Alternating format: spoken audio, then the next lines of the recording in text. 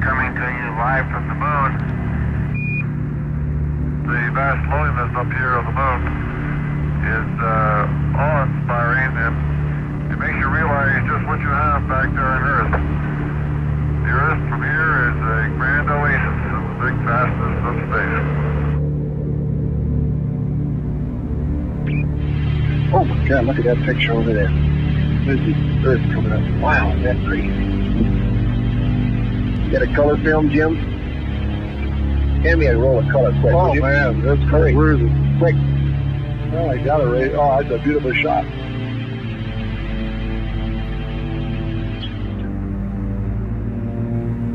From the crew of Apollo 8, we close with good night, good luck, and God bless all of you on the good Earth.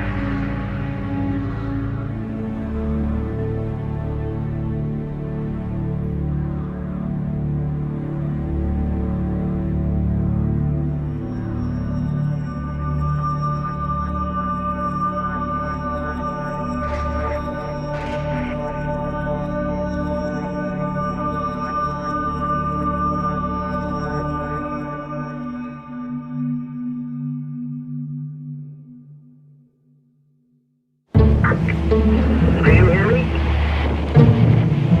Yeah, I have an emergency.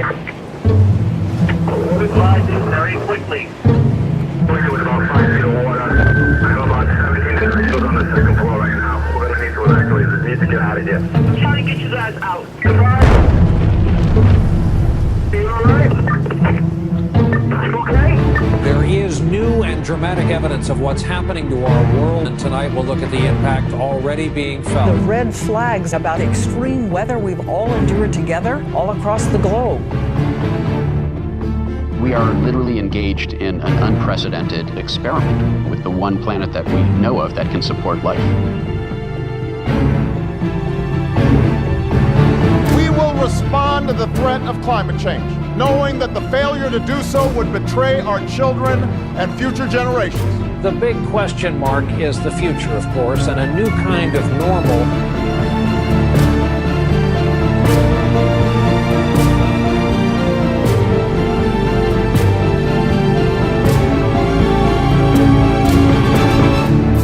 Gearing up for the UN-hosted Climate Change Summit in New York. UN Secretary-General Ban Ki-moon will host the summit. I will convene a climate summit for leaders at the highest level.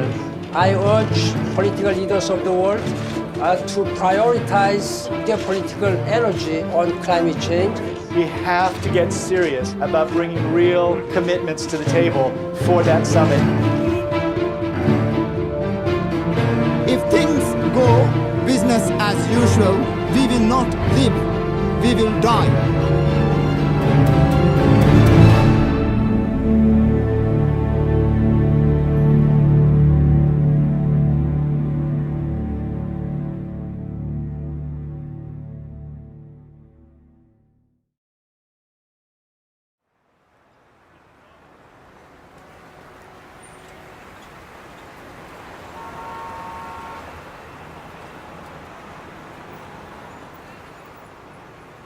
On September 23rd, the United Nations is holding a historic climate summit where they've invited world leaders and heads of state from around the world. We're trying to organize the largest ever climate rally on the streets of New York in response to this, hopefully turning the tide of what comes out of that summit and reshaping what the entire climate movement looks like going forward. Climate tipping points are scary, but if we stay connected to each other, we can build the largest climate mobilization in history. We'll have power to create the movement tipping point on climate change, the one that takes our leaders from this place of inaction and puts them on a journey towards saving the planet. All of the big social movements in history have had people in the streets. Women's voting rights, civil rights movement, and even more recently on climate issues, our big successes have happened when people left their homes and went out into the streets. This is a bigger fight than, in fact, has ever been won. It's not that we need to save the Earth. We need to save the systems that make the Earth compatible with human existence and the existence of other life forms. This is the fight of our time, but none of us should exactly have to be activists about all this. In a rational world, the fact that scientists had said the worst thing on Earth is happening now, and here's what you can do to stop it, that would have been enough to push our systems into action. Yeah, of all the things that probably get me most upset, it's when people start presenting climate change as if it's something new. The science behind our understanding of man-made climate change is very, very old and very well established. So the task we've taken on is documenting this history to help us understand where we are, how we got here, and how we can change course. Scientists have known for more than 150 years that carbon dioxide was a greenhouse gas. Fourier came up with this notion that there were gases in our atmosphere that allowed sunlight to pass through like a window, but then when sunlight bounced off the Earth's surface, they trapped the heat in, right? So you had now this establishment of what we now call the greenhouse effect. In the 1850s, John Tyndall made laboratory measurements of the absorption of heat radiation by carbon dioxide. And he concluded that if you change the CO2 in the atmosphere, it's going to affect the planetary energy balance. Tyndall was the one who really came along and proved that carbon dioxide was a natural thermostat that helped set our planet's temperature. In the late 1800s, it was the great Swedish chemist Arrhenius who first did the calculations about what would happen as we, as he put it, evaporated our coal mines into the air. But people didn't pay much attention to that in the 20th century because we were too busy figuring out cool new ways to burn fossil fuel. It was only in the late 1950s that we even bothered to measure to see if it was accumulating in the atmosphere. That instrument, which went up on the side of Mauna Loa in Hawaii, is the most important scientific instrument in the world. Beginning in 1959, it found that there was a steadily accumulating amount of CO2 in the atmosphere, the so-called Keeling curve. The Keeling curve is one of the most important pieces of scientific work of the 20th century that shows us that carbon dioxide has been rising continuously and systematically since the Industrial Revolution. Keeling didn't just show that there was an increase in carbon dioxide, he also pinpointed the source. And what Keeling showed so incredibly was that roughly 1 out of every 4 CO2 molecules in our atmosphere today were put there by us. Just a year ago, we passed 400 parts per million of carbon dioxide in the atmosphere. Now, the pre-industrial level was about 280 parts per million. So human society in the industrial era has raised the level of CO2 in the atmosphere by about 40%, and many people fear that before we're done, we're going to double it or even triple it. We're pumping CO2 into the atmosphere at a speed which we have never seen before in modern human history. We are absolutely racing into uncharted territory. In our lifetime, human beings left behind the Holocene, this 10,000-year period of benign climatic stability that coincides with the rise of human civilization. We have crossed a great threshold, and we stand on the edge of others. I remember when the Weather Channel was this kind of like nice, sleepy little station. Now it's like a horror show. The climate is being disrupted. That's not for next year or 1,000 years from now. That's happening right now. What all climate scientists will agree on is that the entire atmosphere has changed. All the atmospheric dynamics have changed. So every event that happens now is in the context of climate change, is different from how it would have been.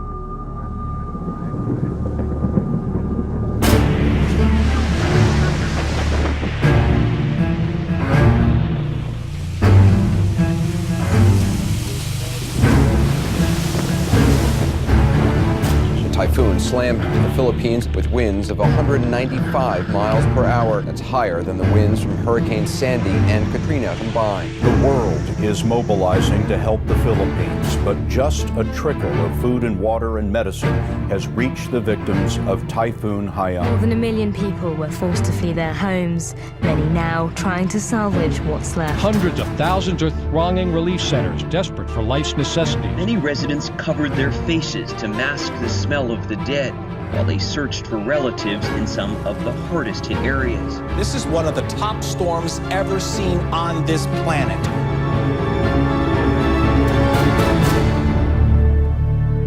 Mr. President, Your Excellency, what my country is going through as a result of this extreme climate event is madness. Super Typhoon Haiyan made landfall in my own family's hometown. And the devastation is staggering. I struggle to find words to describe how I feel about the losses. To anyone outside who continues to deny and ignore the reality that is climate change, I dare them to get off their ivory towers and away from the comfort of their armchairs. I dare them to go to the islands of the Pacific. We refuse as a nation to accept a future where super typhoons like Haiyan become a way of life. We refuse to accept that running away from storms, evacuating our families, counting our dead become a way of life. We simply refuse to. We can fix this. We can stop this madness.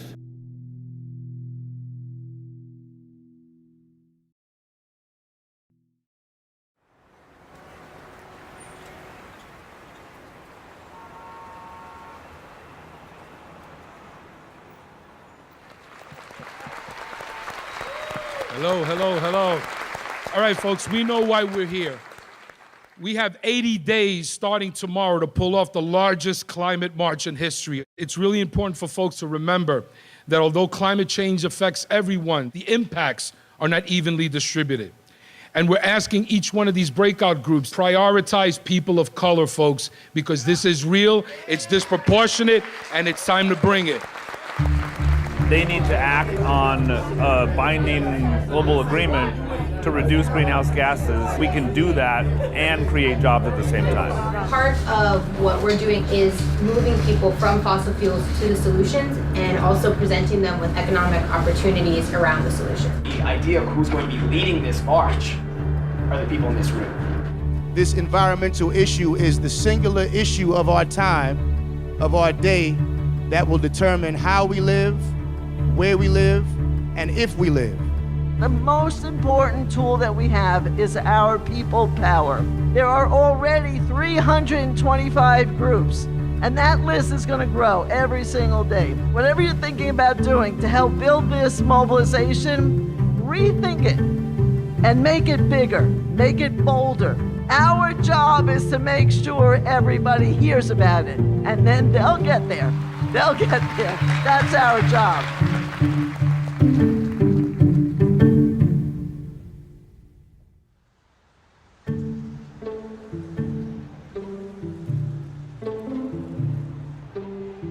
In 1982, the UN convened a first special session on nuclear disarmament. And we came together and said, when the representatives of governments all around the world gather in New York City at the UN, we need to be on the streets making our voice heard. New York City's anti-nuclear demonstration turned out to be the biggest political demonstration in U.S. history.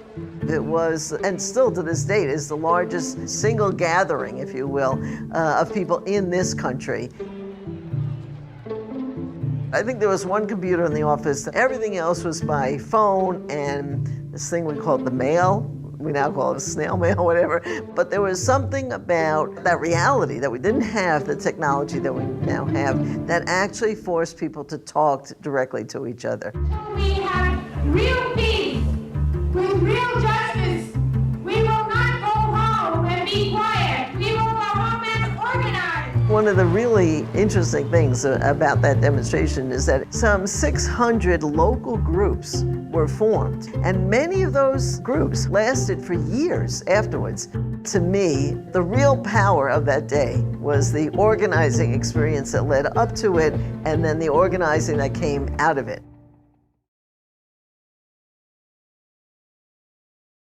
Some experts are saying now that the whole world is heating up because of a global greenhouse effect.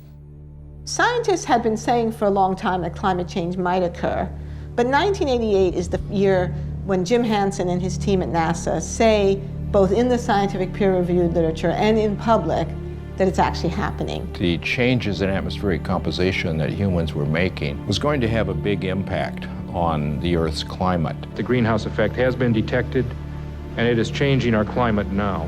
Hansen's testimony was reported on the front page of the New York Times, and there was actually a bill introduced into Congress, the National Energy Policy Act, to immediately begin to phase out the use of fossil fuels in order to prevent disruptive climate change. And of course, that was supported by the creation of the IPCC, the Intergovernmental Panel on Climate Change, that year. So there was political momentum, there was scientific momentum, there was strong scientific evidence, there was media attention, and then the whole thing kind of fell apart. The Earth Summit, a 12-day, 178-nation conference on the environment, began today in Rio de Janeiro. Battle lines are already drawn between the haves and the have-nots. So far, all the agreements are non-binding, requiring no specific action on the environment. As time has gone on, the scientific warnings keep intensifying, and yet there has been no effective political response. All political efforts to get a handle on this issue have essentially failed. I am the one that is burdened with finding the balance between sound environmental practice on the one hand and jobs for American families on the other. The agreement hammered out in Kyoto, Japan, requires industrialized nations to make substantial cuts in greenhouse gas emissions. The United States actually never ratified the Kyoto Protocol, which is one reason it didn't work. President Bush ignited a storm of controversy when he decided to abandon the Kyoto Protocol, which sets caps on the emissions of greenhouse gases in developed nations. For nearly 2 weeks, the U.S. delegation had blocked proposal after proposal, draft after draft, refusing to even discuss mandatory cuts in greenhouse emissions. Now we switch to the big climate conference going on in Copenhagen. Today, developing countries made themselves heard. People are dying. Led by Africa, 135 nations, including India and China, staged a 5-hour boycott, angry over what they say are insufficient carbon cuts proposed by the world's rich countries. If Hollywood had been writing the story, you know, it all would have come right in the end, and all the nations would have pledged their best effort, and nothing like that happened. The thing was a fiasco, a failure. The frustrations of the last 10 days explode on the streets of Copenhagen. Outside the Bella Center, where negotiators still haven't reached a climate agreement, 2,500 protesters try to storm the hall to make an impact. Nothing happened because the fossil fuel industry was still strong enough to scare nations into avoiding the issue. What happened in Copenhagen for a lot of people was this realization no leader was coming to save us. We have to be strong enough to scare our national leaders into doing the right thing in New York City in September. If we can demonstrate that, then better things will happen in Paris than happened in Copenhagen. These things are not separate moments in time. This is all part of one string, and what we're fighting towards in Paris is highly dependent on what happens in September. This is going to have to be the fight of our lives.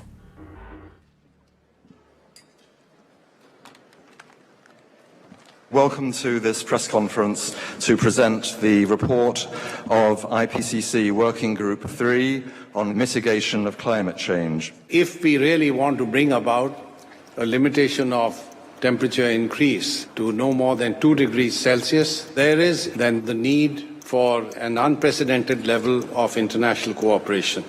The way we've approached climate change is the scientific community builds the case, it synthesizes the evidence, it presents that evidence then to the policymakers. We've proven beyond a doubt that climate change is real, that the Earth's temperature is warming, that warming is predominantly caused by the burning of fossil fuels and other human activities, and that additional warming poses a significant threat.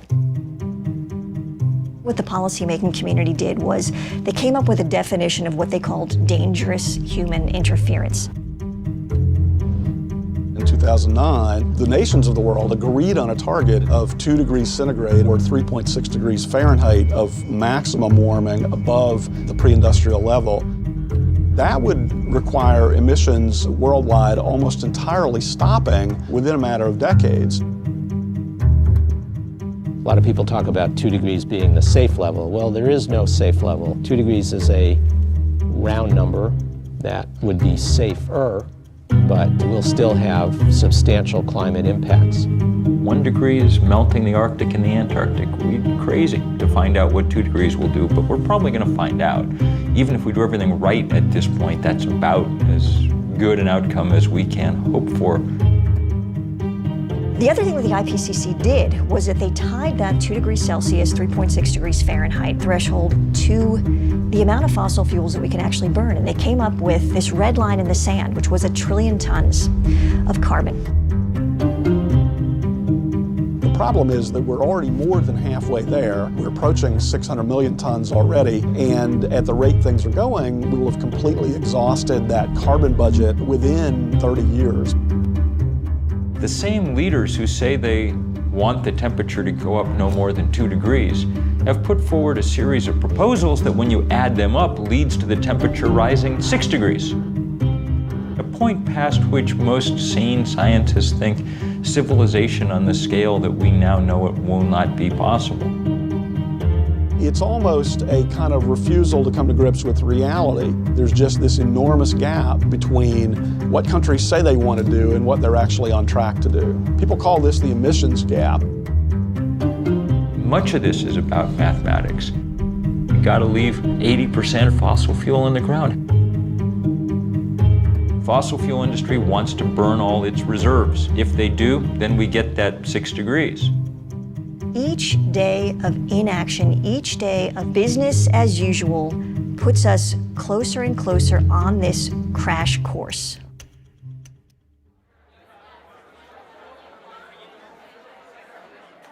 We're 2 months out from this demo.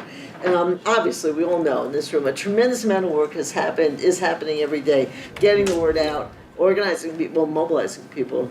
At this point, every day counts. And every day when we miss an opportunity, it's gone. Because it's not just a one-day march, it's our long-term ability to build a strong climate movement that we need to invest in. So being inclusive to us is really about multiple things, but recognizing that we live in a society where there's privilege, there are inequities. In order to address the climate crisis, we have to first address those inequities. That will allow us to then bring a movement strong enough to address the global ecological crisis. If you think for a second about this, there was this just layer of stuff under the ground, got put there at a specific time in a specific way, and it just captured millennia of solar energy. And we just happened upon it. It's like if you were just walking around and then like, oh, you put something in the ground, there's just millions of dollar bills down there. You're just like pulling them out. Everything about what we do and who we are and how we live is dependent upon the fact that we just found this stuff sitting there. And that stuff said, oh, you don't have to have everyone working in the fields all the time. You can have cities, you can have cars, you can have iPhones. And the way I view it is, as incredible as that stuff is, we've been paying this price on it the whole time, right?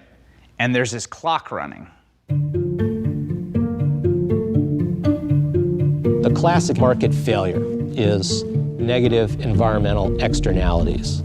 That's just jargon for you're not paying the full costs of the fossil fuels that you burn. The racket that the fossil fuel industry has run is to take costs of its product and export them to the public. Think about, the litany of impacts from sea level rise, ocean acidification, the collapse of ecosystems that we rely on for food, water availability. These things are really expensive. When you have huge wildfires, it costs a lot of money. All of those costs are being dumped onto us as a society and not being paid by people who are polluting. These big, massive polluters get to dump megatons of carbon in the atmosphere for free. You can't pollute for free. If you litter, you get a fine. That makes coal and oil and other fossil fuels more competitive against solar and wind and other sources than they deserve to be.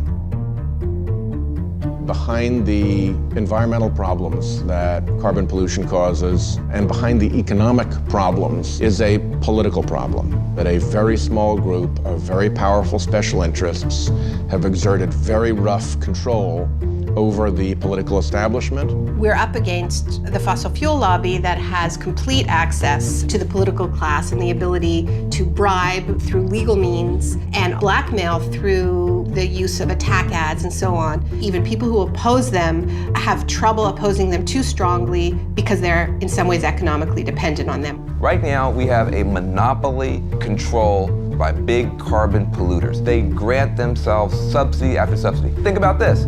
How much money does the Pentagon spend helping big private oil companies get their for-profit products from the Middle East here? About half the Pentagon's budget is just helping Chevron and Shell and Exxon get their for-profit product here.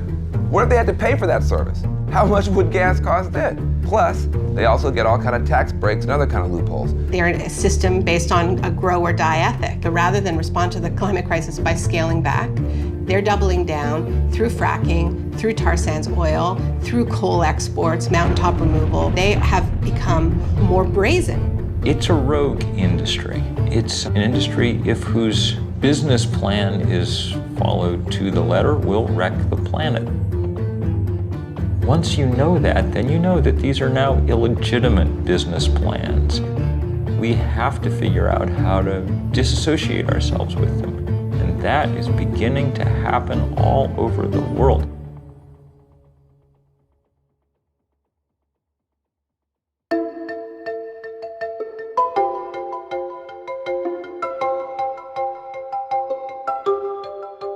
On the great lawn of Central Park, I was up on a stage probably 70 feet in the air, looking out at that sea of people stretching out farther than the eye could see. The crowd estimates later were larger than 1 million people. April the 22nd, 1970. The grassroots mobilization, which we recall as the first Earth Day. 20 million Americans called away from their jobs and their classes into the streets of their communities. When Nixon was looking at television at these huge crowds in city after city after city across the country, he apparently muttered to Ehrlichman, man, a lot of those people have got to be Republican. And Republicans needed him to do something for them on this issue, he felt, and it was Nixon, arguably one of the most anti-environmental presidents in American history, who felt compelled to sign the Clean Air Act. I think the things that we've been doing to date are a reason to give us a little bit of hope. We've seen a degree of responsiveness on the part of the House of Representatives and on the part of the U.S. Senate. In a matter of 3 years, we passed the Clean Air Act, the Clean Water Act, the Safe Drinking Water Act, the Endangered Species Act, the Marine Mammal Protection Act, National Environmental Policy Act, the Environmental Education Act, Superfund. I'd go so far as to say that with the possible exception of the New Deal, it was the most fundamental restructuring of the ground rules of the American economic system that the nation has experienced.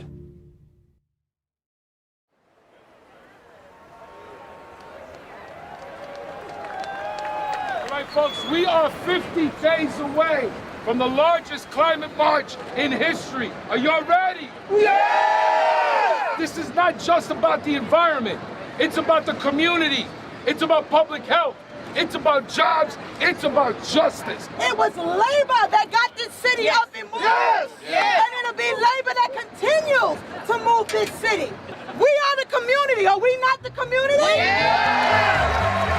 For our people who have been at the front line, not being able to breathe, suffering from asthma, upper respiratory, pulmonary disease, cancer clusters because of environmental racism. Climate change exacerbates every kind of social injustice that faith communities have fought against for thousands of years. And we will not stop marching and praying and acting until we have a strong climate treaty. We got a movement, brothers and sisters, and we got to stay together. So join us on the 21st to march and send that signal to the United Nations. The people united will never be defeated. The people unidos jamás serán vencidos. It's only by accident that we even think of climate change as an environmental issue. You could just as easily think of it as another example of what happens in an unequal society. The people who've contributed the least to climate change and who've benefited the least from the use of fossil fuel are the first people to feel the effects. People in the poorest parts of the world suffer enormously already and will suffer enormously more as the century wears on. Climate disruption is a social justice issue. Who gets hit first and worst? every time there's one of these weather disasters. It's low-income people, it's people of color, it's people who can't get out of harm's way, and people who can't bounce back easily because they don't have the money or the social standing or the political connections. Our communities are disproportionately impacted. We're all seeing that it's the indigenous people, the people of color, the low-income people who have historically suffered the burden of so many other politically driven crises. There are so many countries that have been systematically plundered over hundreds of years, and this is often described as an ecological debt, climate debt. The whole idea that there are disposable places was always a racist idea, the idea of sacrifice zones. Just treating people in places like garbage. The place where it's hardest for it to sink in is in the suburban United States. We're insulated against the natural world. That's what the suburbs really are, a way of making you not notice the natural world very much.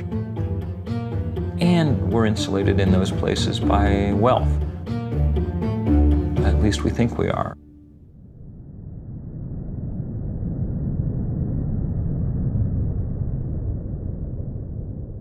Scientists are screaming from the rooftops about us avoiding going over a 2-degree rise in the temperature of the planet. Why are they so worried about that?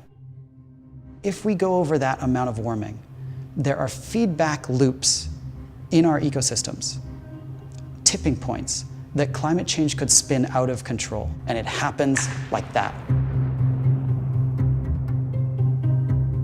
There are switches that can be tripped where suddenly you are in brand new territory and you don't even begin to know what to do about it. This is not a linear kind of problem that we're dealing with. This is very much an exponential kind of problem. Right now, we're on the edge of 3 major tipping points. The first one is the Arctic ice cap. That ice cap's like a mirror. It reflects the sun's light off of the Earth and keeps it from warming us up. But as it melts, you get a smaller mirror, which means a warmer Earth, which means more melting, which means more climate change. Another example is Arctic methane. We've got a gigantic amount of methane gas frozen into the tundra, and it is 50 times as toxic as CO2 is. It's CO2 on steroids. As it warms, and that methane gets released, it then causes global warming to get worse, which means it warms more, which means more methane released, which means worse warming, and all of that process spins out of control. Another example of a tipping point is ocean acidification. As you get more CO2 in the atmosphere, a lot of it actually is going into our oceans. And a lot of stuff, like plankton, can't live in that kind of acidified water. And plankton is the basis of the food chain. If the plankton die, we lose the whole ocean ecosystem. These kinds of feedback loops and tipping points are what keep me up at night, that we will hit one before we're able to turn things around. Even if we went cold turkey today because of the time lags in our climate system, we've already signed up for things that we can't see yet. We live in a razor-thin livable universe. Just a few kilometers below my feet, it's too hot to live. Just a few kilometers above my head, the air is too thin to breathe. It's not about a few more droughts and a few more storms. It's about a catastrophic shift in this fragile balance of our biosphere that threatens everything we love.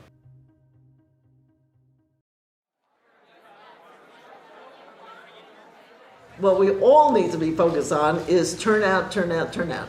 Youth, is there somebody that wants to do an update from youth, Armando? So just a quick list of things I wanted to go over. Obviously, a lot of the folks who are working on the youth stuff are at the Climate Justice Youth Leadership Summit. There's a lot of organizing going on right now there for the People's Climate March. So a lot of people who may not have been plugged in already are getting informed about it, and the people who already are informed about it are getting even more people fired up about it. There's a lot of things that we pay attention to, that we focus on, that are fun, but they are short-lived and they are not for the betterment of us. We have to reprioritize what's important to us. Our environment isn't just ice caps melting in Antarctica. We're the ones who face the problems day to day. If you're breathing in smog or your little brother has asthma, that's environmental injustice. And those are things that we have the power to push back on. Imagine being the person who changes the face of climate change so that we don't have to deal with those impacts every day. So on September 21st, we're gonna march for climate justice. So who's with us? Come on, let's do it.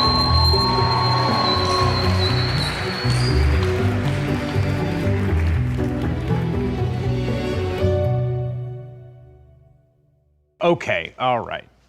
Yes, we pull the fossil fuels out of the ground, we put them in the incinerator, they put the carbon in the sky, it warms the earth, lots of bad stuff's gonna happen, heat waves, extreme weather, floods. Okay, sure. But I mean, really, is that the thing I care about most? You know, there's all these other issues in my life that are more pressing. For someone who is engaged in a struggle for a higher minimum wage or worries about healthcare, it's understandable that these molecules floating around the air seem invisible and abstract. Humans have this thing that we call a finite pool of worry. You've got your mortgage you've got to pay, you've got your kids you've got to take care of, and they tend to be more immediate. We respond to things that feel incredibly urgent, like a gun to the head, a stampede of wild elephants, right? Climate change is a completely different kind of risk. It plays out over these very long time scales. It's really hard to perceive it as a very urgent threat. The other thing that happens is that there's something called a single action bias. We have this tendency to see a threat and then we try to fix it with one thing. It's like the silver bullet solution. When we look at climate change, we become overwhelmed by it because there's so many different ways that we're gonna need to fix it. 25 years we've been talking about climate change. The level of scientific reports becomes higher and higher and higher. Why has that still not compelled the majority of people to action? Cognitive psychologists have been mapping the processing systems within our brains, and they found that there are two parallel and deeply interlocked processing systems. The rational side, the analytic side, which deals with information, facts, data. And we have another side, which is a much more intuitive and emotionally driven side. It is that emotional system that moves us into action. The challenge for climate change is how do we get something that is so based in the science to cross over into the side which makes us feel something. People are reluctant to stand up and to take action if they don't see that the other people around them are taking action. And that is why it is absolutely critical that there are people who are seen to be doing something. They are creating the breakage.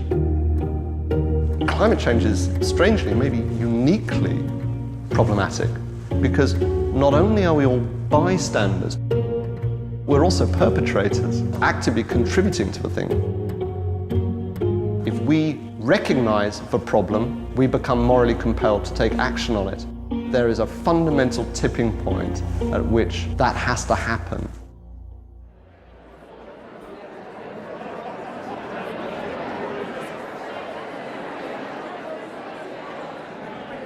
Change doesn't happen because people decide to stay home and click like on Facebook. Change happens because people like you and I decide to get involved. We didn't want to leave it to world leaders. Their track record is not very good in dealing with this question. I am a trade unionist, and I am an environmentalist, and I see no conflict whatsoever in those two things. It's in our core self-interest as a trade union movement to help build the path to a sustainable future and get on the right side of the climate change issue sooner rather than later.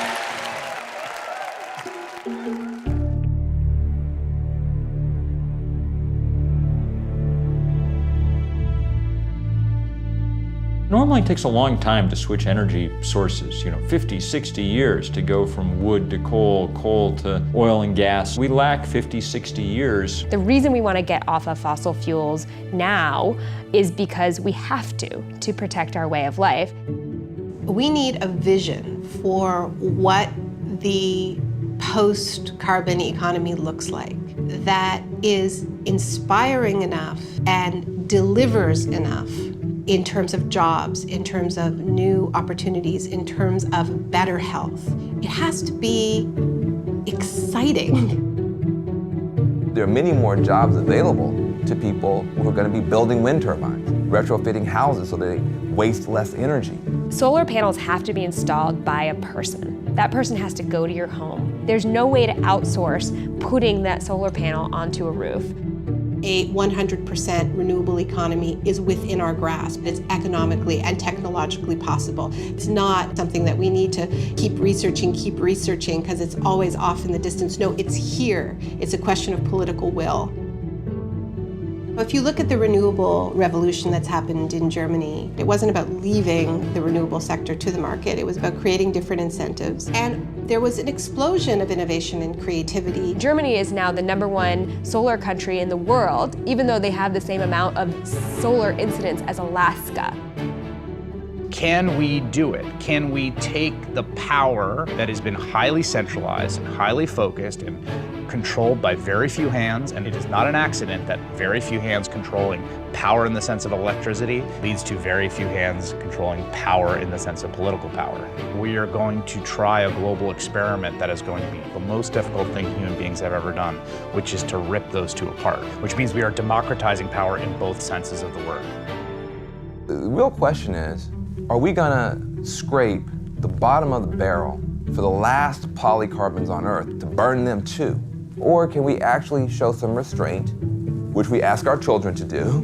Don't eat the last 17 marshmallows. Could you just show some restraint and choose a wiser course?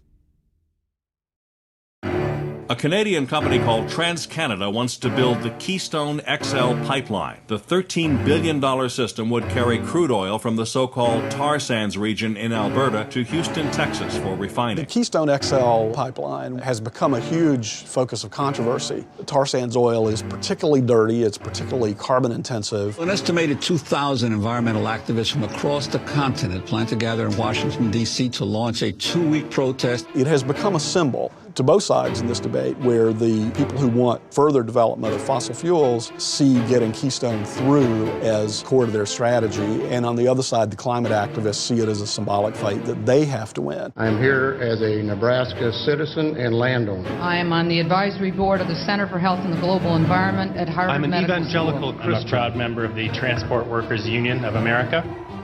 You know what's so fascinating about this whole Keystone thing is that was supposed to be a wedge, and instead it's been turned upside down. Now it's actually a base that is lining up constituency after constituency. Today we act!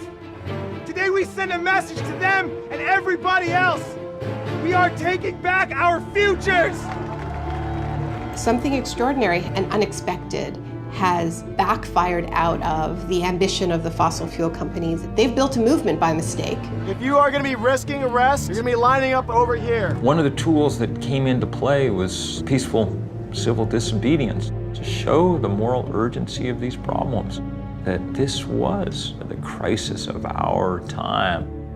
I saw a story in one of the trade publications, the oil industry, not long ago, and they said, we're never going to get to build another pipeline in peace again. And I hope they're right.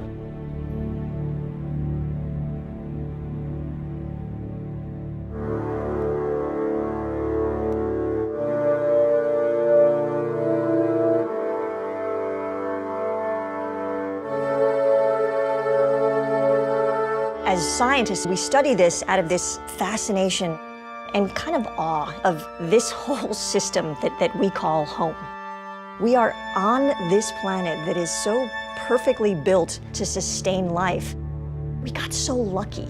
And then you begin to think, what do you do with this knowledge, this unbearable, incredibly depressing knowledge? That the decision to burn fossil fuels was a decision that had tremendous downside risks that we didn't realize immediately.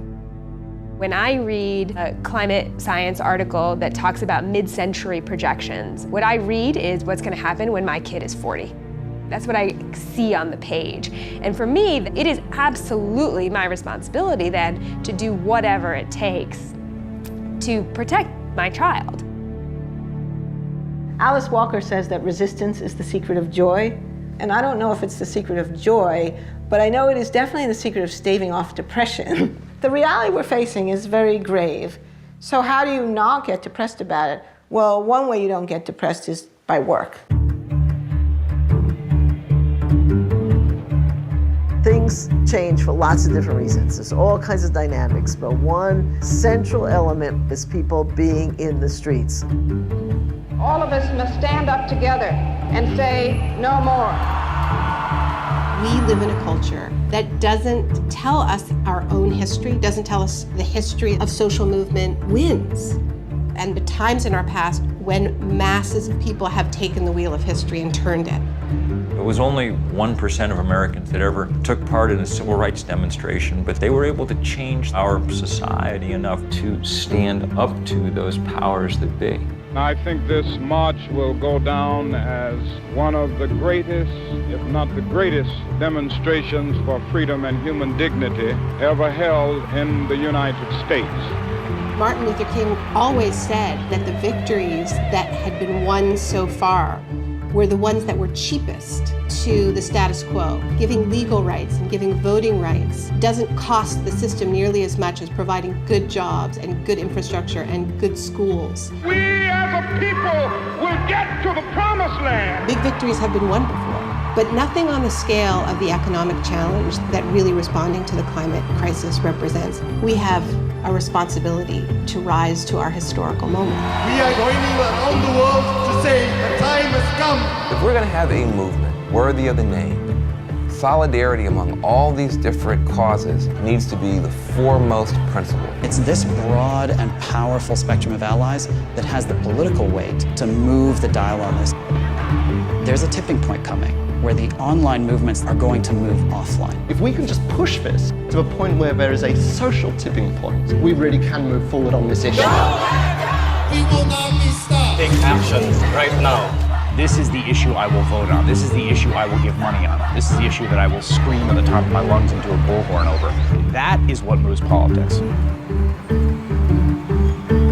The People's Climate March is our chance to show the immense power of people in solidarity. Heads of state are gathering. They need us to say, we demand action. This is the right thing at the right time in the right place. The whole world will be watching. Nothing moves public opinion more than seeing large numbers of people gathering. A march is not an end in itself. It is a tool. In my heart of hearts, I know that this People's Climate March in September will serve to deepen this movement. I will be there in New York, September 21st. There is no replacement, even in the digital age, for human bodies next to each other, standing as one, hearts beating as one, voices raised as one, making a political demand. If you don't fight for what you want, you deserve what you get. September 21st, in some ways, is the beginning. There are teams around the world organizing marches in Rio, in Delhi, in Berlin, in Paris, in London. And people around the world will get together in the largest climate change mobilization in history. Are you ready to march? Are you ready to march? Are you ready to march?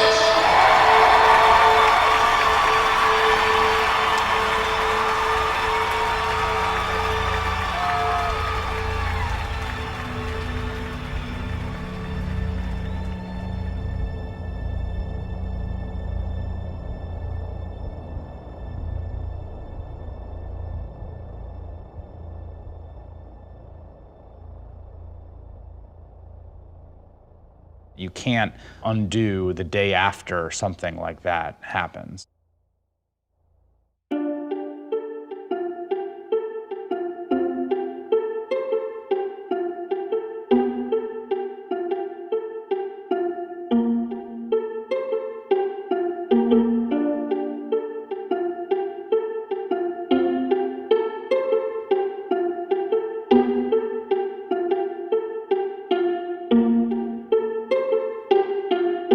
There's a line that divides good from evil, and it runs down the middle of every single person.